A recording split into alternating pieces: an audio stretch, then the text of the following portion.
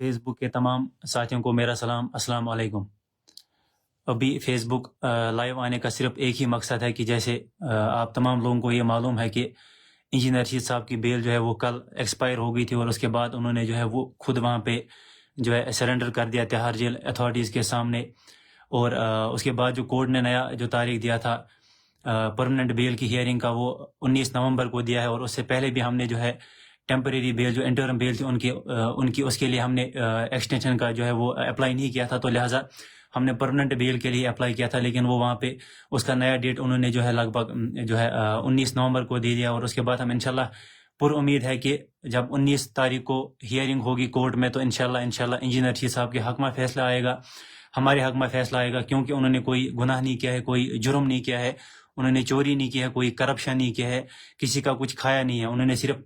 ہمیشہ ایک بات کی ہے، وہ یہ کہا ہے کہ ہمیں کشمیر مسئلے کا حل نکالنا ہے پرامن طریقے سے۔ انہوں نے یہ کہا کہ ہمیں یہ مار داڑ جو ہے وہ بند کرنی ہے، اور جو کشمیریوں سے جو ہمارا حق چھینا گیا ہے وہ حق ہمیں جو ہے وہ عزت آئیڈینٹی جو ہماری ہم سے چھینی گئی ہے وہ ہمیں واپس دینی چاہیے۔ تو لہٰذا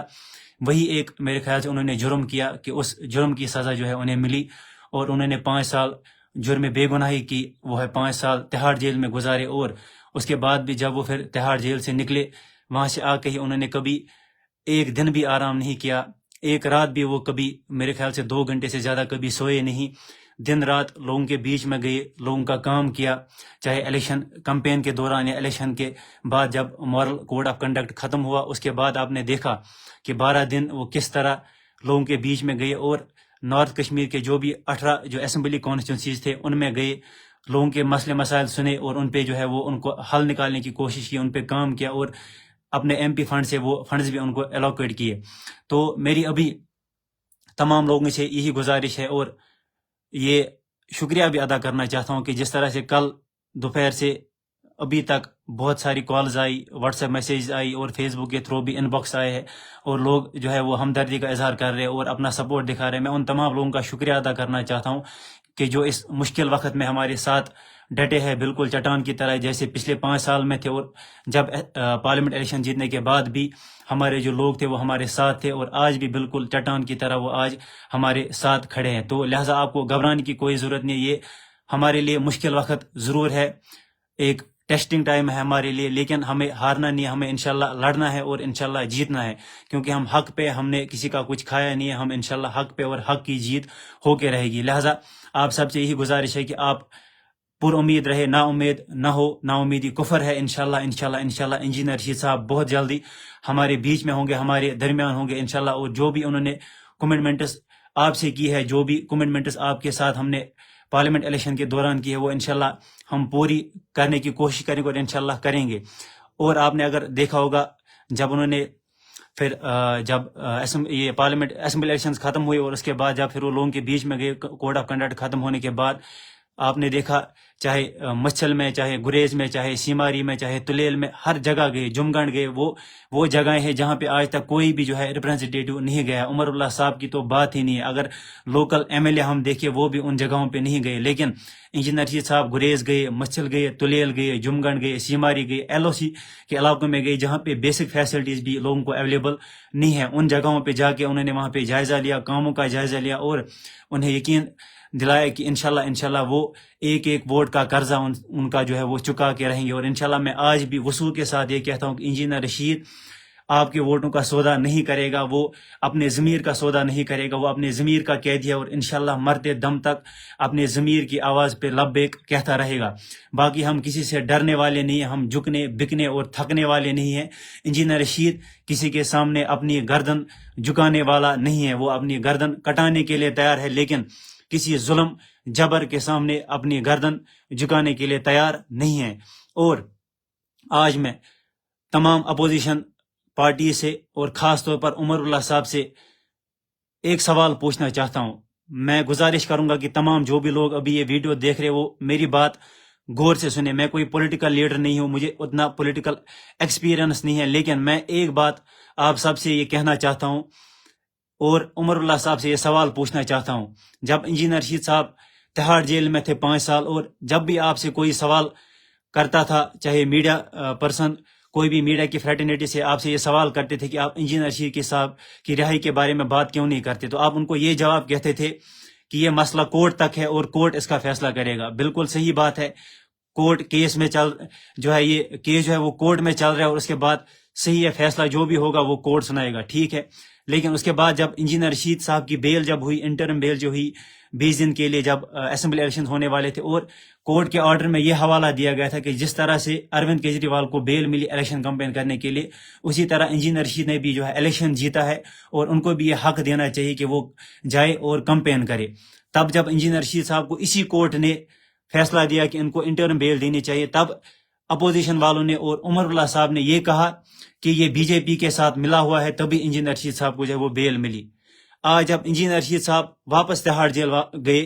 یہ بھی اسی کورٹ کا فیصلہ تھا جس کورٹ نے انجینئر رشید صاحب کو تب ضمانت دی تھی، انٹرم بیل دی تھی، وہ بھی اسی کورٹ کا فیصلہ تھا۔ آج جب انجینئر رشید صاحب واپس تہاڑ جیل میں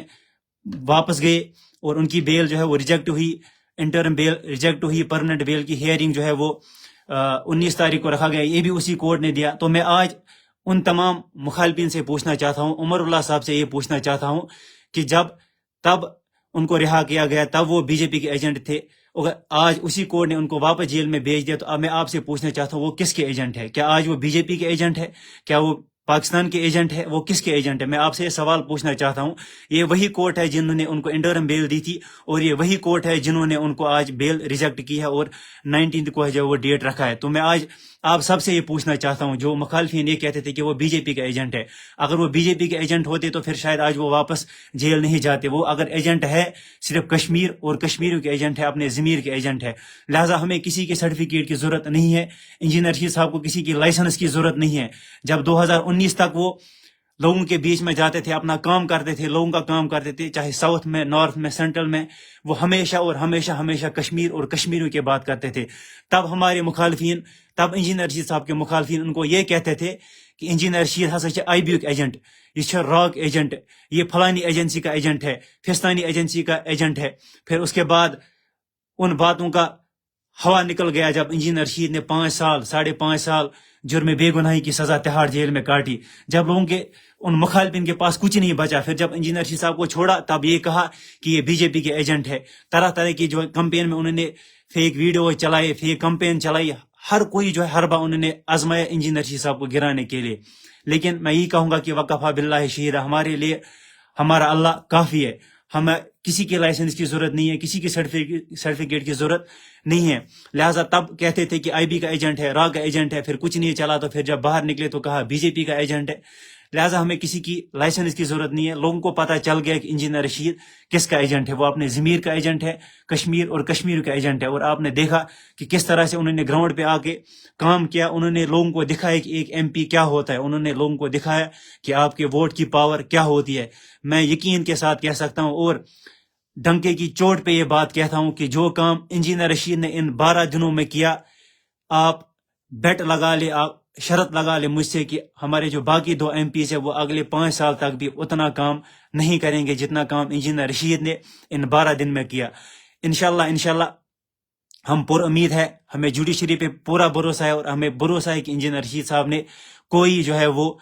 گناہ نہیں کیا ہے، کوئی جرم نہیں کیا ہے۔ انشاءاللہ جب بھی ہیئرنگ ہوتی ہے 19 تاریخ کو، آپ دیکھیں گے انشاءاللہ فیصلہ ہمارے حق میں آئے گا انشاءاللہ، کیونکہ انہوں نے کوئی جرم نہیں کیا ہے، کوئی گناہ نہیں کیا ہے۔ تو آپ ہمت نہ ہارے، آپ ہمت کے ساتھ کام لیں انشاءاللہ۔ جس طرح سے انجینئر رشید صاحب گراؤنڈ پہ جا کے گراؤنڈ سچویشن کا اسسمنٹ کرتے تھے اور دیکھتے تھے کس جگہ پہ کون سی چیز ضرورت ہے اور وہ وہاں پہ پورا کرنے کی کوشش کرتے تھے، ہم نے اسسمنٹ ٹیم بنائی ہے، وہ بالکل اسی طرح سے گراؤنڈ پہ جائے گی اور کام کرے گی، لوگوں کے دکھ درد کو سمجھے گی اور ان کو مشکلات کا جو وہ حل کرنے کی کوشش کریں گے۔ اور اس کے بعد ہم نے ایم پی آفس بھی کھولے ہیں، چاہے بارہمولہ میں ہو، کپوارہ میں ہو، ہندوارہ میں ہو یا بانڈی پورہ میں ہو۔ انشاءاللہ آپ سب سے گزارش ہے، جو بھی ہمارے لوگ ہیں، چاہے انہوں نے ہمیں ووٹ ڈالا ہے نہیں ڈالا ہے، اگر کوئی بھی جائز کام ہوگا، کوئی بھی جینوین ڈیمانڈ ہوگی، آپ آفس جائیے، ہم نے کانٹیکٹ نمبر آلریڈی شیئر کیے ہیں، پہلے سے شیئر کیے ہوئے، آپ ان پہ کانٹیکٹ کیجیے اور انشاءاللہ ہم ہر کوئی وہ جو ہے آپ کی ڈیمانڈ جو ہے وہ پوری کرنے کی کوشش کریں گے، اور انشاءاللہ یہ امید رکھیں گے کہ انشاءاللہ انجینئر رشید صاحب بھی ہمارے بیچ میں بہت جلدی آئیں گے۔ اور آپ سب لوگوں سے